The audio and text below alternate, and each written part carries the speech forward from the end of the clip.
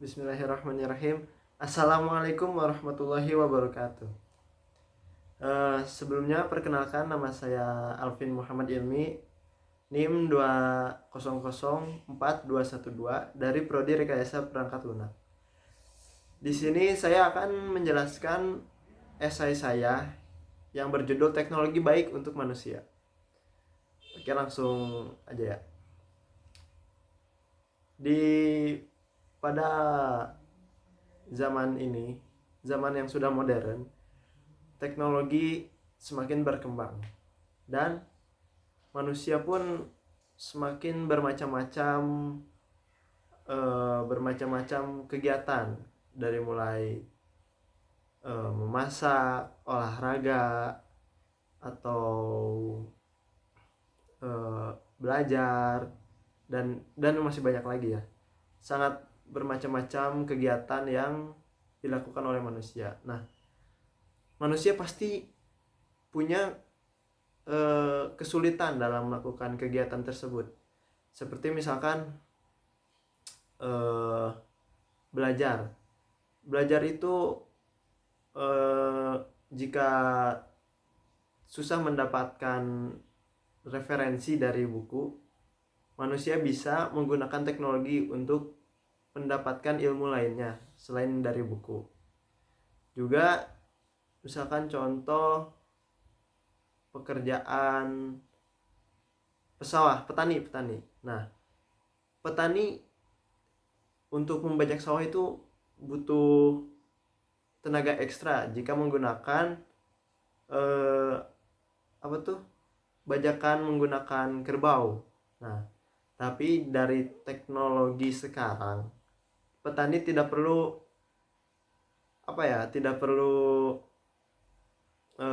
tidak perlu susah payah lagi, tidak perlu secapek sebelumnya.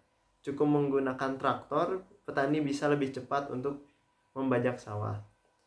Oke, selanjutnya, manfaat umum dari teknologi. Manfaat umum dari teknologi.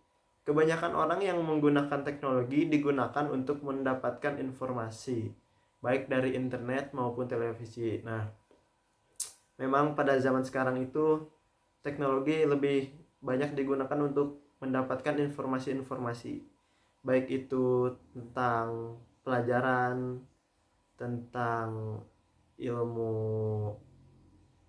memasak, ilmu multimedia, masih banyak lagi ya.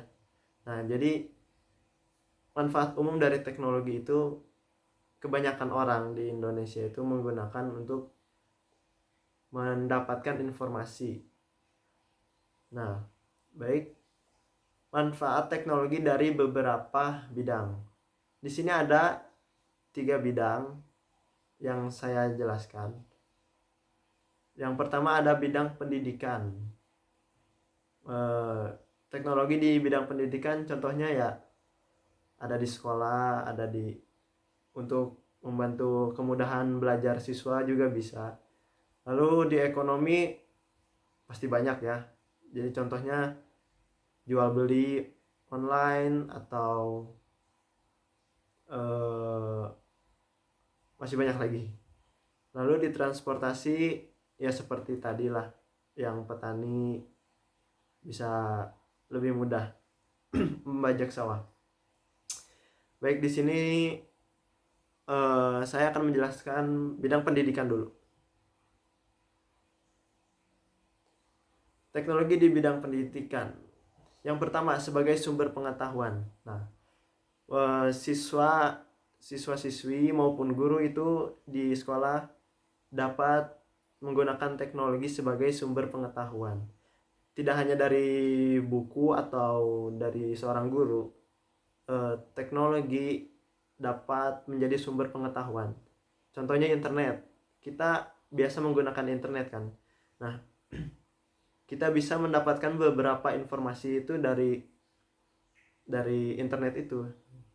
Oke, yang kedua, mempercepat proses administrasi sekolah. Nah, jadi kebanyakan sekarang ya, sekolah-sekolah sekarang itu yang udah cukup modern, menggunakan komputer dan aplikasinya. Ada aplikasi untuk mempermudah proses administrasi sekolah. Contohnya seperti TU sekarang. TU kebanyakan sudah banyak menggunakan aplikasi untuk mengolah data sekolah seperti nilai atau data-data siswa dan yang lainnya. Yang ketiga, melakukan ujian nasional yang asalnya menggunakan kertas. Nah, jadi sebelum-sebelumnya kan ujian nasional itu menggunakan kertas ya. Dan kebanyakan beberapa kasus ujian nasional menggunakan kertas itu selalu dapat kesalahan. Maksudnya itu dari pengerjaannya. Jadi misalkan si siswa sudah mempunyai jawaban benar, namun dari pengisian, dari proses pembulatannya itu tidak tepat, kurang tepat. Nah, jadi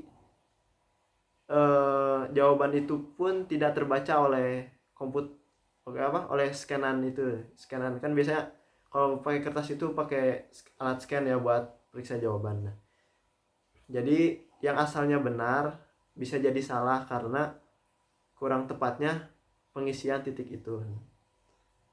Oke, dan keempat, membuat suasana belajar menjadi lebih menyenangkan. Kebanyakan siswa-siswa SD, SMP maupun SMA, jika saatnya belajar menggunakan komputer itu jadi lebih semangat gitu kebanyakan. Nah, itu salah satu dampak baik dari teknologi. Oke, sekarang di bidang ekonomi. Teknologi di bidang ekonomi yang pertama adalah meningkatkan produksi produk. Jadi udah banyak kan mesin-mesin sekarang yang mempercepat produksi produknya. Seperti di pabrik-pabrik itu banyak sekali mesin yang cukup canggih, yang dapat memproduksi suatu produk lebih cepat. Dan yang kedua ada penjualan produk menjadi lebih murah. Penjualan produk menjadi lebih mudah. Nah, jadi misalkan kita jual produk nih secara online. Jadi kita tidak perlu, misalkan ingin menjual produk ke luar kota atau luar pulau misalkan. Nah, kita nggak usah buka cabang di kota itu atau di pulau itu. Jadi kita cukup jual online dan pengunjung, misalkan ada aplikasinya, ada penyedianya, si pengunjung itu melihat barang kita. Nah, kita nggak tinggal kirim dari rumah misalkan langsung ke tempat tujuan gitu, ke tempat pembelinya. Yang ketiga, harga produk lebih murah. Kebanyakan di online itu harga produk lebih murah dibandingkan yang langsung datang ke tokonya nih. Misalkan harga di toko itu 70.000 tapi di online 60.000. Nah, itu kebanyakan lebih murah seperti itu. Baik. Sekarang ke transportasi. Teknologi di bidang transportasi. Satu, menyalurkan hasil produksi dari desa ke kota. Nah, maksud di sini tuh seperti mobil atau motor gitu ya. Sebelumnya mungkin orang-orang desa untuk menyalurkan hasil produksinya ke kota itu perlu tenaga dari diri sendiri untuk mendorong gerobak atau apapun itu ya, hasil panennya mungkin.